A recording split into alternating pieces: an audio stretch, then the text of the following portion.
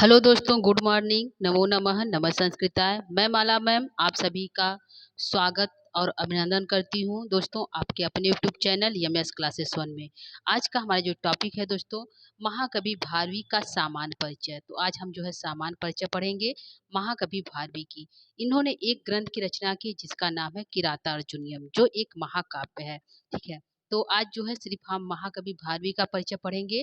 आगे क्लास में हम जो है उनके जो है ग्रंथ से जो है परिचय पढ़ेंगे या जो है ग्रंथ से प्रश्नोत्तरी करेंगे।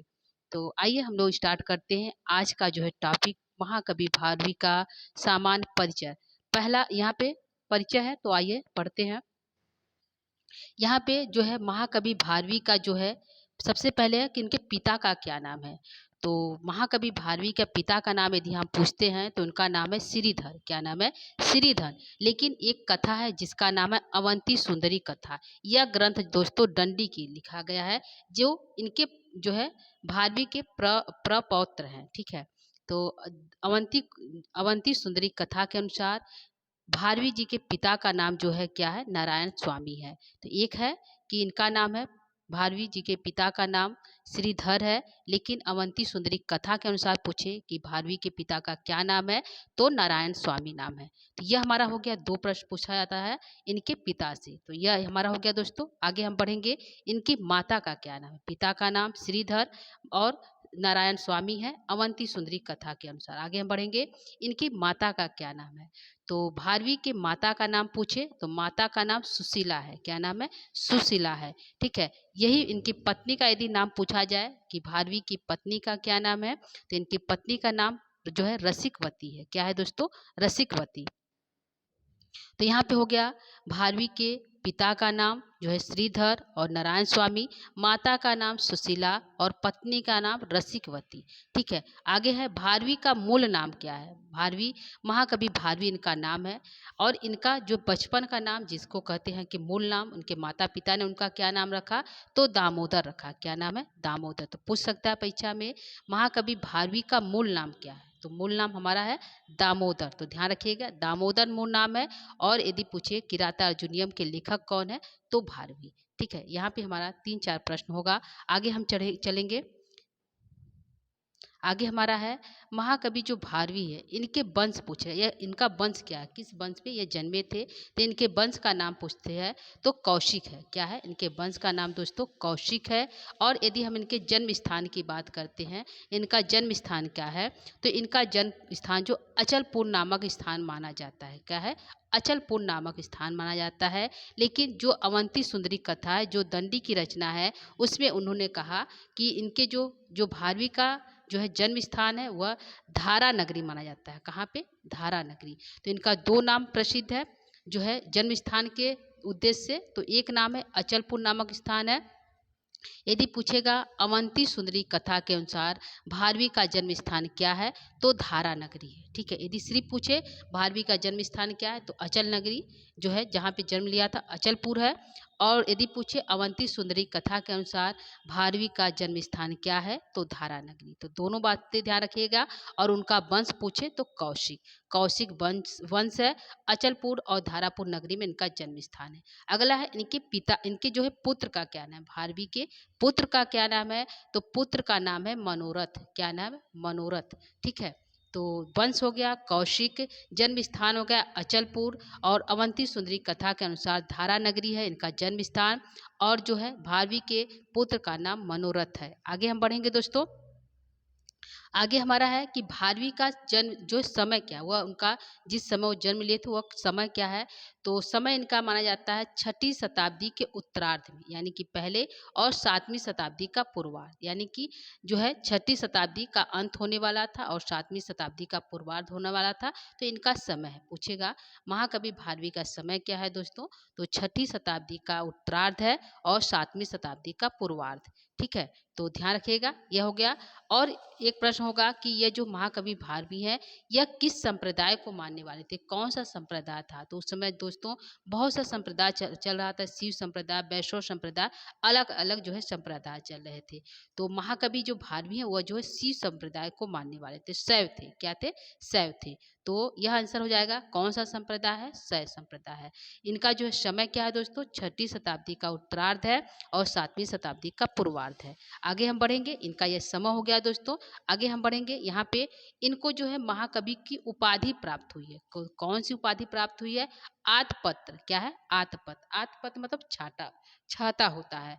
तो इनका उपाधि एक प्राप्त है, आतपत्र भारवी कहा जाता है इनको, जो है पूरा इनको कहा जाता है आतपत्र भारवी के नाम से महाकवि भारवी प्रसिद्ध हुए।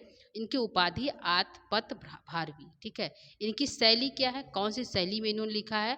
तो इनकी जो शैली अलंकृत शैली है। क्या है? अलंकृत शैली है। लेकिन परंतु युद्ध के समय जो है यहाँ पे अलंकृत शैली है। रीति पूछे कौन सी है? तो वैदर्भी रीति मानी जाती है। परंतु युद्ध के प्रसंग में इनको जो है वैदर्भी रीति है इनका, महाकवि भारवी की यदि रीति पूछे वैदर्भी रीति। लेकिन यहाँ पे जो हमारा है जो जो किराता अर्जुनीयम है उसमें पूछे, परंतु युद्ध के प्रसंग में इन्होंने गौड़ी रीति का प्रयोग किया है। यानी कि किराता अर्जुनीयम में कौन सी रीति मानी जाएगी? गौड़ी रीति मानी जाएगी। तो यहाँ पे प्रश्न क्या बनेगा? इनकी उपाधि क्या है दोस्तों? तो आतपत्र भारवी कहा जाता है। इनकी शैली क्या है? तो अलंकृत शैली इनको प्रसिद्ध है। और इनकी रीति जो है वैदर्भी रीति मानी जाती है। लेकिन युद्ध इत्यादि यानी कि किराता अर्जुनीय इत्यादि में इनकी रीति क्या है? तो गौड़ी रीति का प्रयोग किया गया है। यह हो गया जो है महाकवि भारवी की उपाधि, शैली, रीति और जो है रीतियाँ। ठीक है। तो यह हो गया। आगे हम बढ़ेंगे दोस्तों, इनके कुछ और परिचय को पढ़ेंगे। यहाँ पे है कि भारवी की जो उपाधि है, यहाँ पे 2 बार हो गया दोस्तों। तो यह आतपत्र भारवी हो गया, अलंकृत शैली हो गया, वैदर्भी रीति हो गया। लेकिन इनको किराता अर्जुनीय में गौड़ी रीति यानी परंतु युद्ध के प्रसंग में यह गौड़ी रीति का प्रयोग करते हैं। तो कह सकते हैं किराता अर्जुनीय में गौड़ी रीति का प्रयोग है। आगे हम बढ़ेंगे दोस्तों, यहाँ पे है महाकवि भारवी के को विषयक प्रशस्तियाँ हैं। तो भारवी को जो है भारवी अर्थ गौरव किसने जो है किसके द्वारा दिया गया है? तो उद्भट कवि हैं, उन्होंने भारवी को भारवी अर्थ गौरव से संबोधित किया। तो इनकी प्रशस्तियाँ, इनको जो है कुछ प्रशस्तियाँ प्राप्त हुई हैं। तो भारवी अर्थ गौरव किसके द्वारा कहा गया है? तो उद्भट के द्वारा कहा गया है। ठीक है। तो यह इसको याद रखिएगा, इंपॉर्टेंट है। भारवी अर्थ गौरवम के लिए कौन जो है किसके द्वारा कहा गया? तो उद्भट के लिए कहा गया है। अगला है वृत्त जो है वृक्ष छत्र से सा का अपि वंशस्थ विचित्रता प्रतिभा भारवे भारवेन जो है सच्छान अधिकीकृता। यह किसके द्वारा कहा गया है? तो यह जो है ये कवि हैं जो है क्षेमेंद्र, उनके द्वारा कहा गया। कौन से ग्रंथ है? ग्रंथ उनका है सुवृत्त तिलकम में। तो यह जो यह कहा गया भारवी के विषय में क्षेमेंद्र के द्वारा कहा गया है। लेकिन किस ग्रंथ में उन्होंने कहा है? तो उनके ग्रंथ का नाम है दोस्तों सुवृत्त तिलकम। तो ध्यान रखिएगा, सुवृत्त तिलकम में यह शब्द जो है भारवी के लिए कहा गया है। अगला यहाँ पे है, एक है नारी केल फल सम्मित वचो भारवी। इतना ही परीक्षा में अक्सर पूछा जाता है जो है नारी जो है केल फल सम्मितम वचो भारवी, इतना ही बस पूछा जाता है। तो यह जो है किसके द्वारा कहा गया है भारवी को? यह जो है मल्लीनाथ के द्वारा कहा गया है। किसके द्वारा दोस्तों? मल्लीनाथ के द्वारा यह वाक्य कहा गया है भारवी को। तो नारी केल फल के समान इनकी वचो मतलब वाणी होती किसकी? भारवी की। यानी ऊपर से कठोर लेकिन अंदर से मुलायम होते हैं यह भारवी जी। तो भारवी जी के वाणी के विषय में मल्लीनाथ ने नारी केल सम्मितम वचो भारवे कहकर क्या किया? संबोधित किया। पूरी लाइन यहाँ इतना पूरा है दोस्तों, लेकिन परीक्षा में इतना ही पूछा जाता है। तो आप मेन शब्दों को इतना ही याद कर लीजिए, इतना ही काफ़ी है। ठीक है। तो इतना ये हो गया किसके द्वारा? मल्लीनाथ के द्वारा। आगे हम बढ़ेंगे दोस्तों, यहाँ पे हो गया 2 इंपॉर्टेंट है, इसको याद रखिएगा। भारवे अर्थ गौरवम उद्भट के द्वारा और नारी केल फल सम्मितम वचो भारवे मल्लीनाथ के द्वारा। तो 2 को याद रखिएगा। आगे हम बढ़ेंगे, यहाँ पे है भारवी का वंश वृक्ष, यानी कि उनके वंश में कैसे कैसे मतलब क्रम उनका क्या, वंश का क्रम क्या है। तो सबसे पहले भारवी का जन्म हुआ, उनके पुत्र का नाम अभी हमने पढ़ के आया मनोरथ है। क्या है दोस्तों? मनोरथ है। और मनोरथ के पुत्र का क्या नाम है दोस्तों? तो यहाँ पे मनोरथ के पुत्र का नाम है वीरदत्त और गौरी। क्या नाम है? वीरदत्त और गौरी। यह जो है मनोरथ के पुत्र हैं। ठीक है। तो कह सकते हैं कि वीरदत्त जो है दादा हैं भारवी के। और पूछा है कि वीरदत्त और गौरी के पुत्र का क्या नाम है, तो दंडी है। इन्होंने ही अवंती सुंदरी नामक कथा की रचना की। कौन सी? अवंती सुंदरी नामक कथा की लेखक कौन है? दंडी है। ठीक है, तो दंडी पूछ सकता है। इनके प्रपितामह कौन है, तो प्रपितामह जो है भारवी है दंडी के। ठीक है, और पितामह किसके हैं? वीरदत्त के पितामह है भारवी। तो क्वेश्चन को किसी भी तरह से पूछ सकता है। यह होगा कि मनोरथ के पिता का क्या नाम है, तो भारवी है। जो है वीरदत्त के पितामह का क्या नाम है, तो भारवी है। और दंडी के प्रपितामह का क्या नाम है, तो भारवी है। तो ये इस प्रकार से 4 क्वेश्चन बनेंगे। और सीधे यदि करें, भारवी के पुत्र का क्या नाम है, मनोरथ है। भारवी के जो है पौत्र का क्या नाम है, तो वीरदत्त है। और पौत्री उनकी बहू का नाम गौरी है। और भारवी के जो है प्रपौत्र के क्या नाम है, दंडी है। तो इस प्रकार से क्वेश्चन को उल्टा और सीधा करके 8 प्रकार के क्वेश्चन बनेंगे। आगे हम बढ़ेंगे दोस्तों।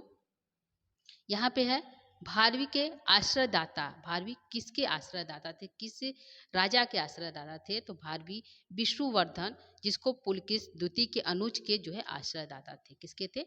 विष्णुवर्धन, जो है पुलकिश द्वितीय के अनुज के आश्रयदाता थे, जो है भारवी। अगला है सिंह विष्णु अवंती सुंदरी कथा के अनुसार कहा जाता है कि भारवी जो है सिंह विष्णु के आश्रयदाता थे। ठीक है, अगला है दुर्विनीत। कोई कहता है कि जो एक दुर्विनीत राजा थे, उनके भी आश्रयदाता भारवी थे। महेंद्र विक्रम सिंह विष्णु के पुत्र थे। ठीक है, ये जो सिंह विष्णु जो है, जिनके आश्रयदाता भारवी थे, यह जो है सिंह विष्णु के महेंद्र विक्रम जो है सिंह विष्णु के पुत्र हैं। राजा दुर्विनीत के किराता अर्जुनीय में 15 सर्गों पर संस्कृत टीका लिखी गई। ठीक है, यह क्वेश्चन इंपॉर्टेंट है। पूछा जाता है कि राजा जो दुर्विनीत है, किराता अर्जुनीयम के कौन से सर्ग पर टीका लिखा, तो सर्ग का नाम है 15वें सर्ग पे। ठीक है, भारवी दंडी के प्रपितामह है, यह पहले हमने बता दिया। आगे है भारवी की वाणी को प्रकृति मधुरा कहा जाता है, यानी कि प्रकृति से जो सुंदर है, मधुर है, भारवी की वाणी कहा जाता है। भारवी महाकाव्यों में अलंकृत शैली का जो है प्रयोग किया गया है, और रीति शैली, ठीक है, के जन्मदाता इनके काव्य मार्ग को विचित्र मार्ग कहा जाता है। तो ये भी है कि विचित्र मार्ग के लिए कौन से कवि प्रसिद्ध है, तो विचित्र मार्ग के लिए जो है महाकवि भारवी प्रसिद्ध है। कौन है? भारवी। तो यह कह सकते हैं काव्य मार्ग को ही विचित्र मार्ग कहा जाता है भारवी के द्वारा। ठीक है, तो यह हमारा हो गया। एक हमारे राइटर हैं जिनका नाम है जो है श्री एन.सी. चटर्जी, भारवी को ट्रावल कोर का निवासी मानते हैं। तो यह जो है, यह परीक्षा में नहीं पूछा जाता, इंपॉर्टेंट नहीं, लेकिन आप इसको ध्यान रख सकते हैं। श्री एन.सी. चटर्जी के अनुसार भारवी का जो जन्म स्थान है, उसको क्या मानते हैं? ट्रावन कोर मानते हैं। ठीक है, तो यहाँ पे हो गया कुछ जो है आश्रयदाता। तो परीक्षा में इतना ही विष्णुवर्धन की जो है पुलकेशी द्वितीय के अनुज के आश्रयदाता थे, यह पूछा जाता है। लेकिन अवंती सुंदरी कथा के अनुसार सिंह विष्णु के जो है आश्रयदाता थे। तो इस प्रकार से प्रश्न पूछेगा दोस्तों, तो इसको ध्यान रखिएगा। आगे हम बढ़ेंगे। भारवी जो है अर्थ गौरव के लिए प्रसिद्ध है। किसके लिए? अर्थ पूछेगा, अर्थ गौरव के लिए कौन प्रसिद्ध है, तो भारवी प्रसिद्ध है। आचार्य मल्लीनाथ ने भारवी को किराता अर्जुनियम पर जो है घंटा पथ नामक टीका लिखा। यह पूछेगा घंटा पथ नामक टीका जो है किसके द्वारा लिखा गया है, तो मल्लीनाथ के द्वारा लिखा गया है। किस ग्रंथ पे लिखा गया है, तो किराता अर्जुनियम पे लिखा गया। कहाँ पे? किराता अर्जुनियम पे। 2 प्रश्न पूछेंगे। घंटापथ किसके द्वारा लिखा गया, तो मल्लीनाथ के द्वारा लिखा गया है। किस ग्रंथ पे लिखा गया है, तो किराता अर्जुनियम पे लिखा गया है।